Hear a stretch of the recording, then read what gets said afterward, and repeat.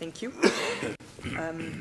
Just going back to the latter part of Senator Frum's last question, dealing with the self-reporting aspect of third parties, wouldn't you acknowledge, Mr. Mayrand, that the difference between a third party self-reporting and political party and candidate self-reporting, with parties and candidates, it's very obvious who you as the Chief Electoral Officer are to be looking at and making sure that compliance is there, given that you're the one printing the ballots with all of those parties and candidates' names on those ballots.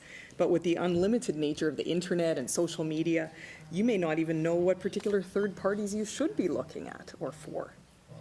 Again, they have to be registered, like anything in election. If they've registered. Yes, but like anything, I think that our system is built on the vigilance of participants in the system. I think if you see the activities of third parties that do not support your views, I'm sure you will bring that to the attention of the Commissioner if you believe that these people are not complying with the legislation. If we know about them, right. But no, but that's how the system is built. I cannot watch millions and millions of... so we have to rely on what we see in the media, what we see, and maybe sometimes in the social media. That's what we did in the last election.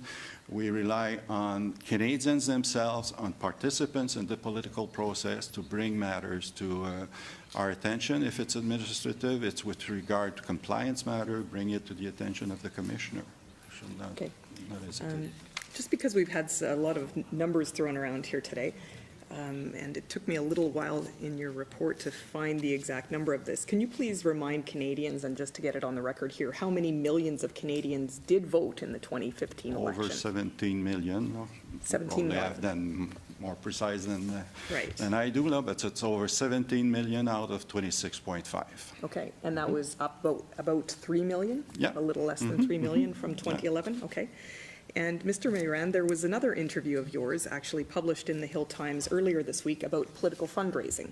And in an article that was published Monday, you were quoted as saying, quote, "The more constraints are starting to be seen as unreasonable, the more people will be inclined to go underground, and that's the concern I would have. That's what I mean by striking the right balance," quote. Mr. Mayrand, in light of the serious concerns that have recently been raised about cash for access fundraisers, attended potentially by Prime Minister Trudeau and his ministers, that statement is pretty alarming. And I'm just wanting to give you a little bit of an opportunity to explain it. And I'm wondering if you're saying that if attempts are made to tighten up the fundraising rules that we have right now, in light of the serious cash for access concerns that have been raised, are you saying that the possibility for corruption with government ministers could worsen?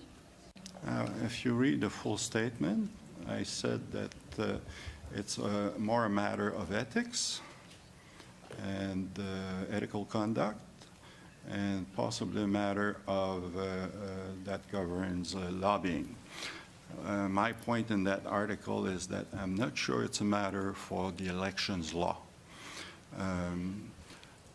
Electoral law doesn't govern the reason why contributions are made. That belongs to matters of ethics, matters of lobbying, matters of influence.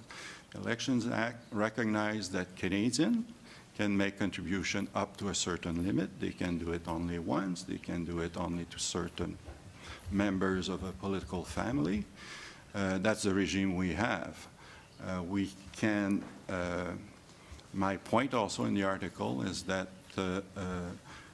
we can certainly put more restriction, but we have to understand what are going to be the repercussions on those restrictions. No, but that's how a regulatory regime functions.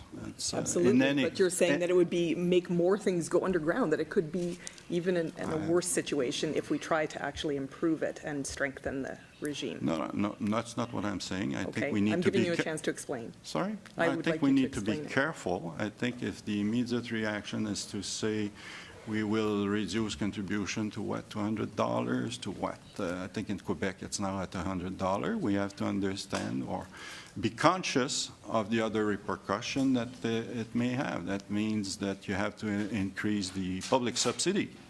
That means parties become more beasts of the state as opposed to their own organization independent from the state. So It's a balance, but that's the point I was trying to make through that article. Thank you. Senator